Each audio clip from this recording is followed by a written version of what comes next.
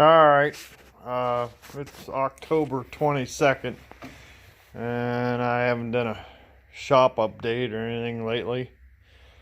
Been busy shelling corn or trying to shell corn, and it rained last night, so we're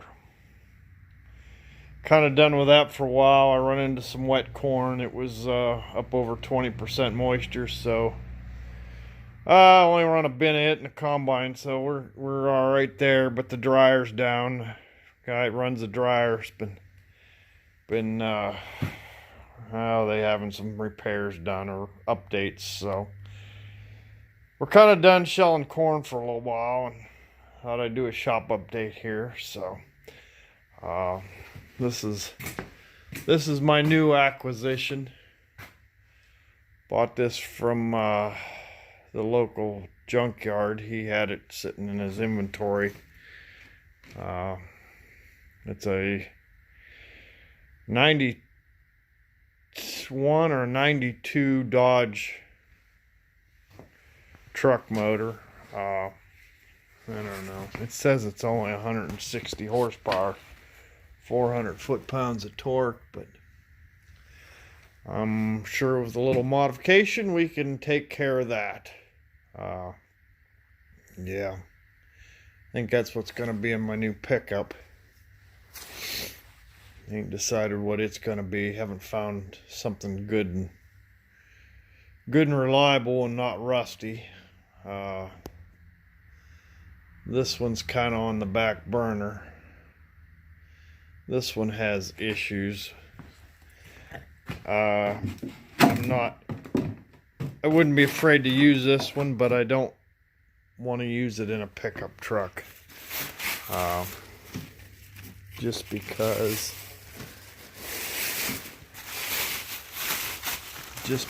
of that. And I didn't weld that.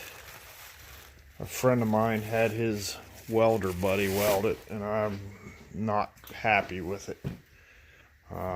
This is a good block, but it's out of a school bus.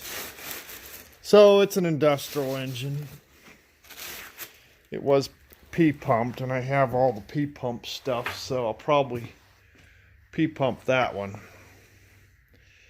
And I don't think this one's ever been apart. I don't think anybody's done the killer dowel pin or anything like that to it. I think it was in an old man's truck or something that was wrecked. And no idea how many miles is on it. But that's one thing. The Onan generator kind of got backburnered. It's I thought I could get parts. Well, last thing I knew, I couldn't get the fuel. I couldn't get fuel to pump, and the reason was the fuel pump. The plungers were stuck in the fuel pump, as I thought. But when I pulled the fuel pump off, this little rack was busted. And I don't know if you'll be able to see it down in there. The little ears that move back and forth, and that one on the right, those ears were busted off in this chamber.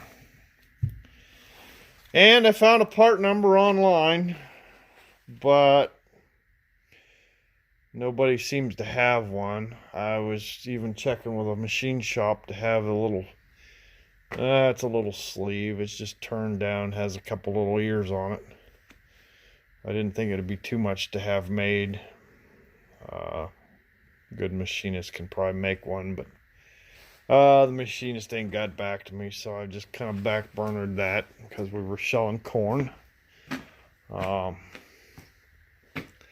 put my nuts and bolts in my little cabinet here.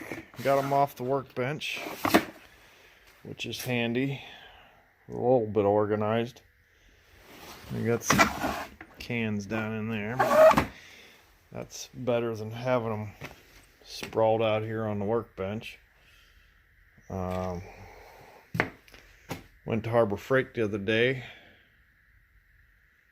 Bought a new 6-inch bench grinder because I don't have a bench grinder in this shop. And luckily, this bell housing was for an Allis-Chalmers B without the electric start because it didn't have a hole for the starter.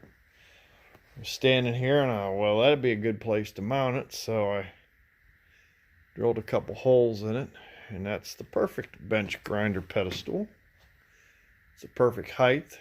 I'm going to move it from there, though. I think I'm going to put it back against the wall, reorganize the stuff back in this corner. There's some crankshafts for the Cummins in there, and a camshaft and some other odds and ends. Obviously that head, but I think it'll go back in there. I got my steering box rebuilt for this tractor.